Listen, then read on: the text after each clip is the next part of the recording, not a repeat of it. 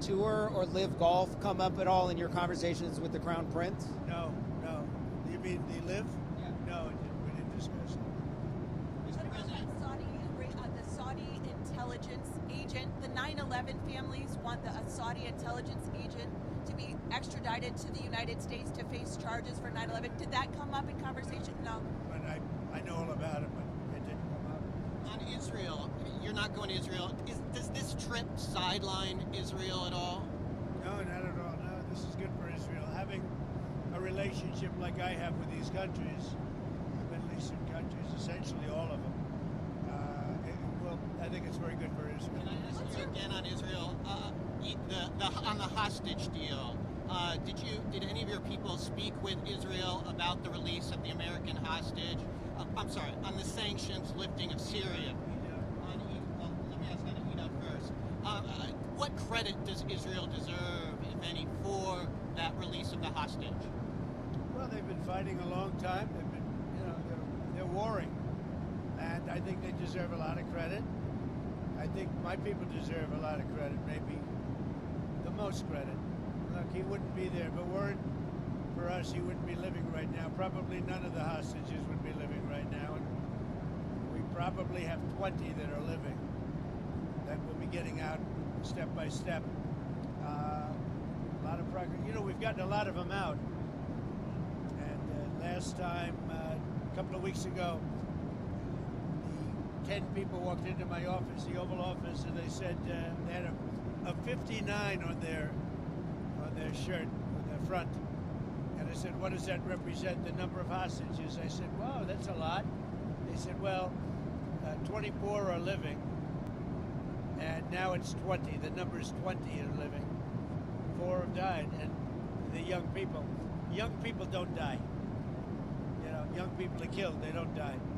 So the 24 living of the 59 to 24 living is now down to 20. And we got Ida out. It was great. His family was so thankful. We did a good job with that. We'll continue to do it. What happens on Thursday if President Putin doesn't show up in Turkey for the talks with Ukraine? What will you do? Well, I don't know if he's showing up. I know he would like me to be there. And that's a possibility. If we could end the war, I'd be thinking about that. Now, tomorrow, we're all booked out. You understand that? We're all set. But you know if he goes? We're going to go UAE tomorrow. And so we have a very full situation. Now, that doesn't mean I wouldn't do it to save a lot of lives and come back. But, yeah, I think they're thinking about something. I don't know that he would be there if I'm not there. We're going to find out. Marco's going. And Marco's been very effective. How are you feeling about how Putin is handling this? I know you had said a few weeks ago you thought maybe how Putin is handling this. You said a few weeks ago you thought maybe he was tapping you along. I'll let you know in a week. I'll let you know in a few days. Mr. President, on Israel again, has any of your team been in touch with Israel, your team, about lifting the sanctions on Syria? What's their reaction?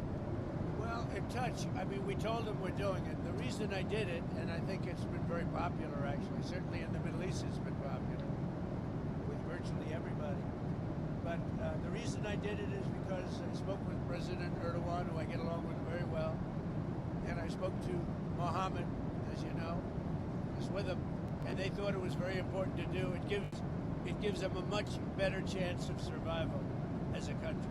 Can you share what Netanyahu thinks about it? Well, I think what's happened is Turkey feels we should do it. Other countries. If you looked at my speech last night, which I assume most of you were at, I think the biggest applause was when I said that we're lifting the sanctions on Syria, and that's because they want to give Syria a chance to live and to be great, etc. Mr. President, an Emirati government-backed firm did a $2 billion deal. An Emirati government-backed firm did a $2 billion deal using the Trump digital coins. How did that deal come about? I don't know anything about it. I really don't know anything about it, but I'm a big crypto fan, I will tell you. I've been that from the beginning, right from the campaign. I'm a believer in crypto, and if we're not going to do it, China's going to do it. It's the way I look at it. It's like AI. I'm a believer in AI because we have to have it. We're leading China by a lot. And in crypto, we're leading China by a lot. So I'm a big crypto fan. Senator Schumer said he wants to block your Justice Department Now, the Schumer is, Qatari plane? What's your Schumer is, he's become a Palestinian. Something wrong with him. I don't know. I've known him a long time, and there's something wrong. He's lost his confidence totally, and it's just something wrong with him. I don't know what it is with Schumer. Yeah, did you have a question? Go ahead. Oh, I've got two questions on Iran and Russia. Are you still considering secondary sanctions on Iran's oil exports?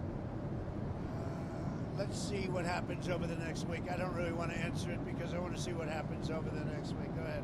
Okay, and then on Iran and Russia, are you considering sanctions on Russia for supporting Iran and for the continued war in Ukraine? Well, again, I don't want to talk about it, but I'm always considering the secondary sanctions. I had the secondary sanctions on Iran and drove them into bankruptcy, and there would have been no October 7th. There would have been no money for Hamas or Hezbollah or anybody else. So I'm always, and as you know, I put secondary sanctions on Iran again.